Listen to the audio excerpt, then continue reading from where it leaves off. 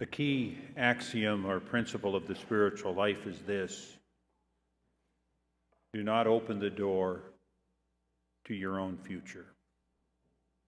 That's worth repeating. Do not open the door to your own future. In other words, allow God to open it for you. But so often, we want to call our own shots. We do not want anyone else or any group to tell me what to do. The ego, the false self, is mainly interested in paving its own way, creating its own agenda. So from the time we're children, people place all sorts of expectations upon us, and then we strive to realize them.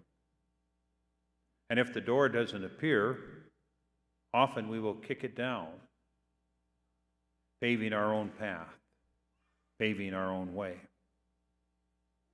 And often, that's not too pleasant. In the rich spiritual tradition of the church and the sacred scriptures, much of the spiritual life is about watching and waiting, keeping vigil, because we're connected to something deeper. This is a time of listening to the voice of God to direct us, to lead us. This is a time of reflecting upon our life as to how we've responded to God's call. We watch and we wait, staying awake, so we do not miss the call of God when He speaks to us. In our first reading, we have the reluctant prophet Amos. He's having his authority challenged, being called to new life, and he protests by saying, "Look, I'm just a shepherd. I'm just a trimmer of trees, and I'm a happy one." Yet God opened the door for him, calling him to become a prophet. He wasn't vying for the position. It wasn't a part of his plan. However, he responded when God called him. Often we are not ready or feel well enough prepared when God calls. But when God calls, we need to respond, because God will equip us with what we need. You know, in our society, I think we're pretty uncomfortable with the language of vocation.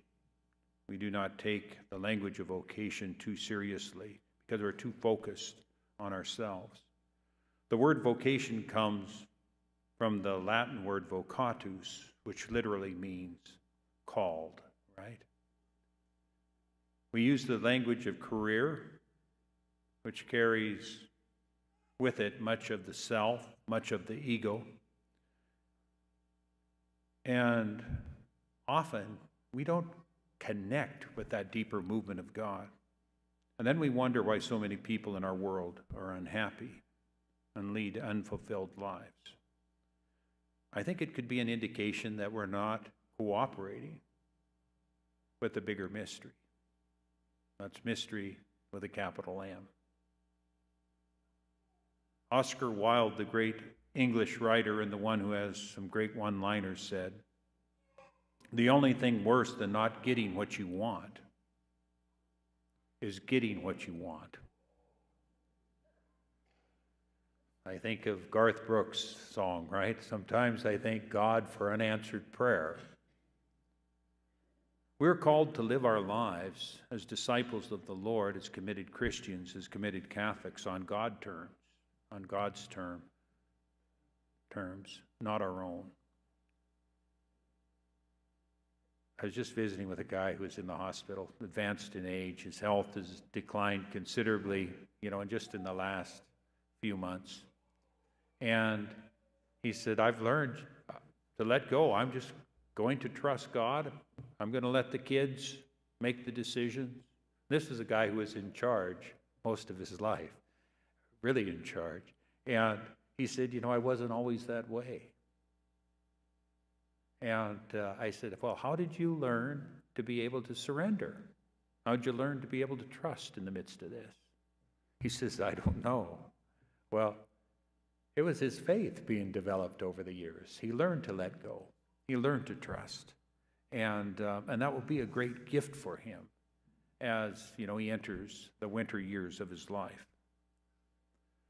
When we can learn to surrender and trust and get ourselves out of the way, paradoxically, that's what leads us to deeper joy, right? Because we're working, with God rather than against God.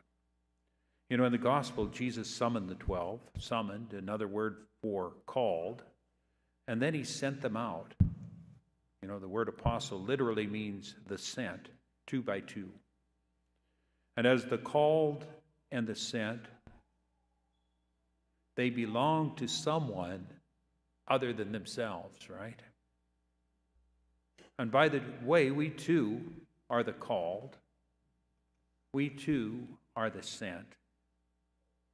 And we belong to someone else. We belong to the sender. Do we hear him? Do we listen to him?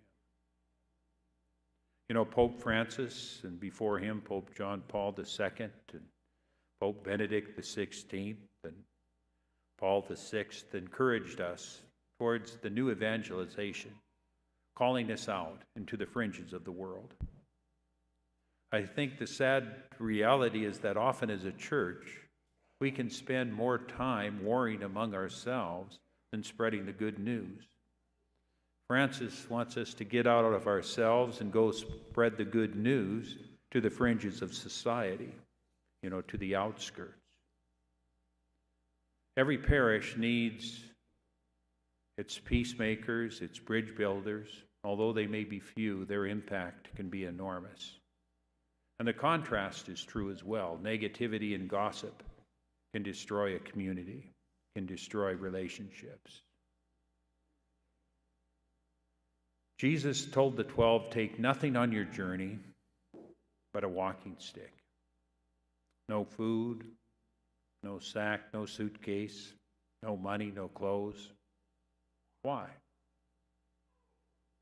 So one can be entirely dependent upon God. Food, suitcases, housing, money, and even clothing are the elements that can help us feeling secure and in control. Jesus is saying, put your ultimate trust in me and in the Father. We will take care of you. And that's not always easy for us, is it? Not always easy for me. But the prophetic call of the Scriptures confronts and challenges us today in a profound way. So the primary question is this one. Is your life rooted in the ego drama, the drama of the false self? Or is it rooted in the call of God? For what are you living? Only you can honestly answer this most important spiritual question for yourself.